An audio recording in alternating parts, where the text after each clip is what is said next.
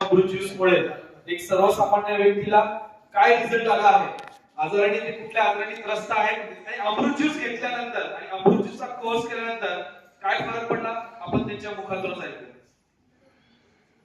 First time माझ्या Mrs sir, तुमचं नाव आणि तुम्ही कुठून आहात आणि कुठला त्रास होता, कधीपासून अमृत ज्यूस घेतलं सगळं सांगा. माझं नाव महाराष्ट्र सेवन घोळे आहे. मी आहे पुणे सातवडे.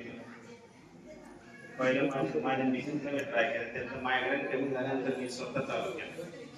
मला झाला तर 1.5 महिन्यामध्ये मला तर शुगर पण आहे आणि पॅरलाइस पण आहे. पॅरलाइस तर मी काय करून चालत होतं. शुगर मला 500 सांगितलं, आलूसाठी आहे माझ्याकडे 5 ते 50 शुगर. डॉक्टरने मला गेल्यानंतर खाऊ म्हटलं गोड पाहिजे म्हणून, तू हे लाडू खा. 500 असलेली शुगर आज कमी झाली आणि डॉक्टरांनी स्वतः सांगितले की तुम्ही आता गोड खायला सुरुवात करा, तुमचं शुगर एवढा कमी झालं की तुम्हाला गोड खावं लागेल. आणि त्याचबरोबर सरांना पॅरालिसिसचा सुद्धा त्रास होता. सर काय आता फरक आहे पॅरालिसिस साठी?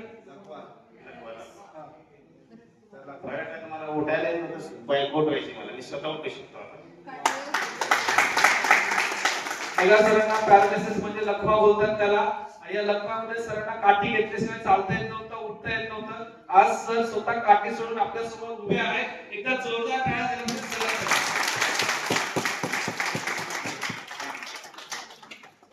तर सर लोकांना काय संदेश द्याल तुम्ही? मी म्हणतो सर्वांना अमृत ज्यूस घ्यावं, अमृत ज्यूस घ्यावं. सरांचा संदेश आहे की सगळ्यांनी अमृत ज्यूस घ्यायला पाहिजे. जे सरांचं शुगर 500 पेक्षा जास्त होतं, आज त्यांची शुगर कमी होऊन स्वतः डॉक्टर सांगतात की तुम्ही साखर खा.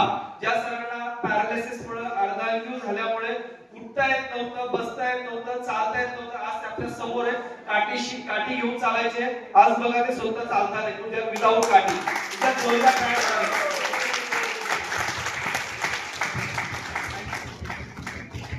एका सरांसाठी जोरदार टाळ्या झाला पाहिजे.